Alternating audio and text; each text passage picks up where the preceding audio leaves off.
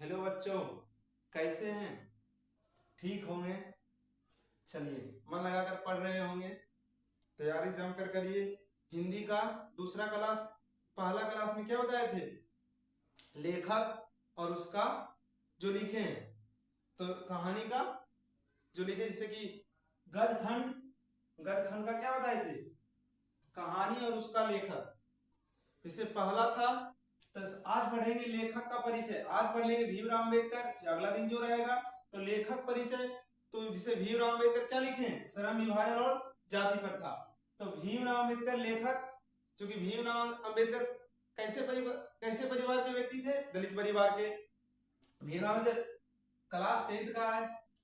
जोर शोर से लगे तैयारी में और क्लास को देखिए। चैनल को सब्सक्राइब करें, वीडियो अच्छा लगे तो लाइक करिए, क्लास शेयर भी करिए, वीडियो को शेयर करिए। ठीक, अब देखिए क्लास आगे बढ़ाते हैं। श्रम विभाजन और जाति प्रथा। तो श्रम विभाजन और जाति प्रथा के लेखक कौन है? भीमराव अंबेडकर। ये क्या है? निबंध बताए थे कि नहीं? अब इसके भीमराव अम्बेडकर ये तो बताए थे, थोड़ा सा रिवीजन हो गया।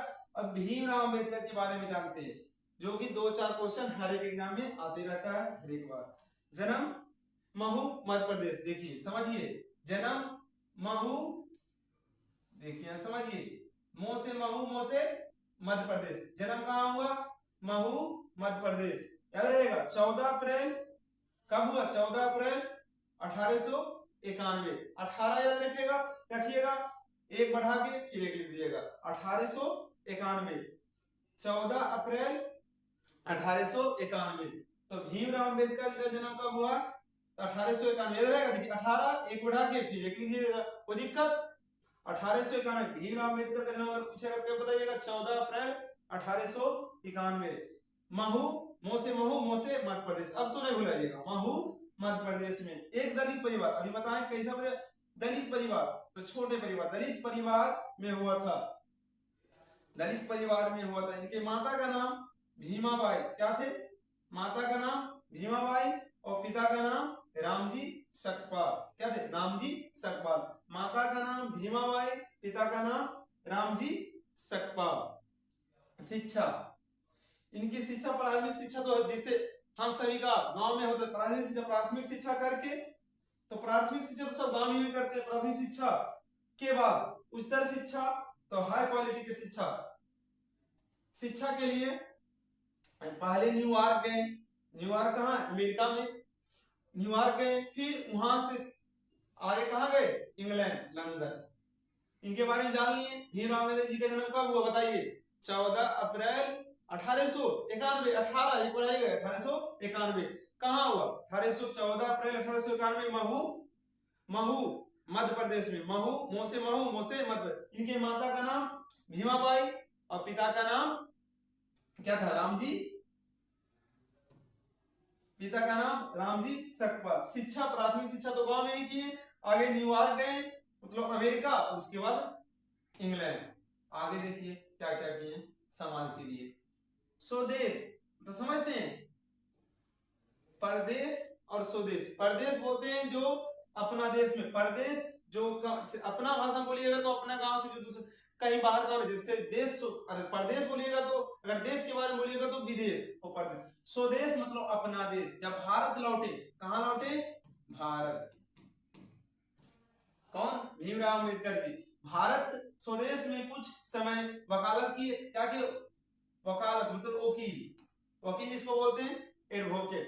कि समाज और राजनीतिक में बेहद सक्रिय हो गए। उसके बाद समाज, तो जितना सामाजिक भेदभाव जो थे, समाज और राजनीतिक पॉलिटिकल में भी कुछ हिस्सेदारी लेने में वकील के बाद, वकालत के बाद क्या किए? राजनीतिक और सामाजिक में बेहद सक्रिय हो गए, बहुत अधिक सक्रिय भूमिका निभाते हुए अछूतों, अछूत समझते हैं? जो पहले अछूत स्त्रियों और मजदूरों, जिस छोटे छोटे तबके के जो लोग था उसको ज्यादा सताते थे। इसी कारण भीमराव अम्बेडकर भी दलित परिवार के थे, इसलिए ऐसा नहीं करे। अछूतों, स्त्रियों और मजदूरों को मानवीय अधिकार, वो सम्मान, उसका क्या सम्मान है, क्या मानवीय, उसका मानव का, हर जाति, किसी का जाति एक इंसान का होता है, समझे कि नहीं? जाति इंसानियत है। जाति बताइए, भगवान सबको क्या बनाते? मनुष्य। तो मनुष्य जाति हो। जाति जाति कितने, स्त्रीलिंग और पुल्लिंग, इसलिए बोले भीमराव अम्बेडकर अछूतों, स्त्रियों और मजदूरों सम्मान दिलाने के लिए अथवा संघर्ष अथक मतलब बहुत प्रयास किए, अथक संघर्ष किए।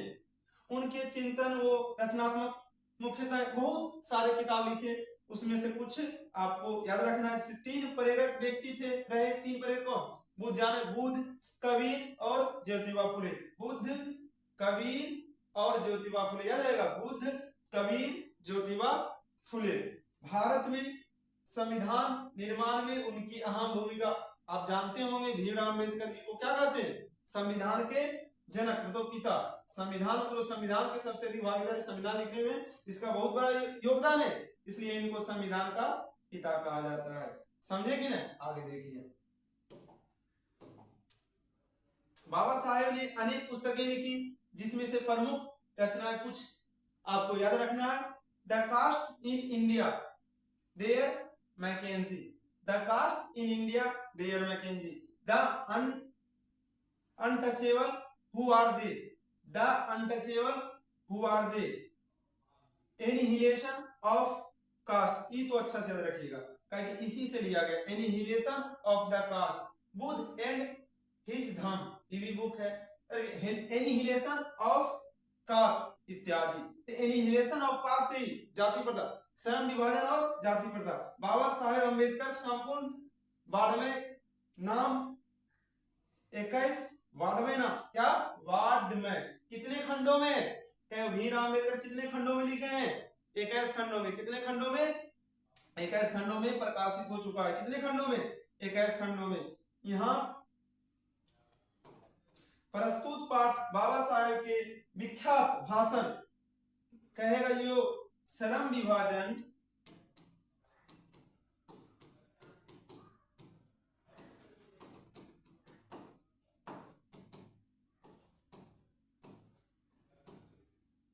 जाति प्रथा, श्रम विभाजन और जाति प्रथा किससे लिया गया, किसका हिंदी रूपांतरण है, तो annihilation of the caste, annihilation of the caste. इसका हिंदी रूपांतरण किए हैं कौन, अभी बताए होंगे, ललन, देखिए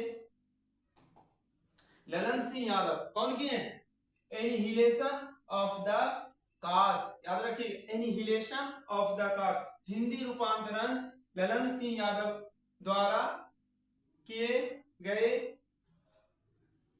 किसके द्वारा, ललन सिंह यादव द्वारा हिंदी रूपांतरण। याद रहेगा, एनिहिलेशन ऑफ द कास्ट का हिंदी रूपांतरण किसने किया, ललन सिंह। कौन किया, ललन सिंह यादव। कौन किए, ललन सिंह यादव, ललन सिंह यादव।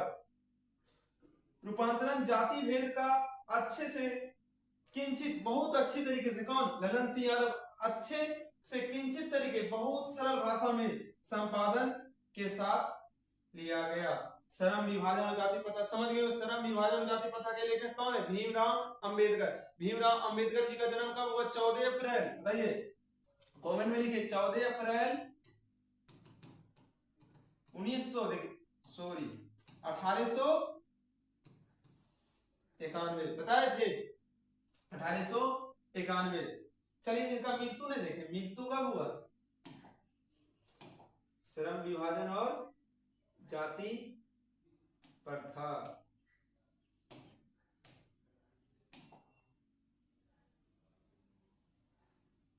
श्रम विभाजन और जाति प्रथा, देखिए तो फिर से थोड़ा हो गया। आज का क्लास यहां तक ही, फिर कल मिलते हैं अगले टॉपिक के साथ। अगला क्या होगा बताइए आप, श्रम विभाजन और जाति प्रथा हो गया, 20 के दांत नली में जो है, 20 के दांत नली में जो नाखून क्यों बढ़ते हैं, हजारी प्रसाद द्विवेदी, सब लिखा है ना।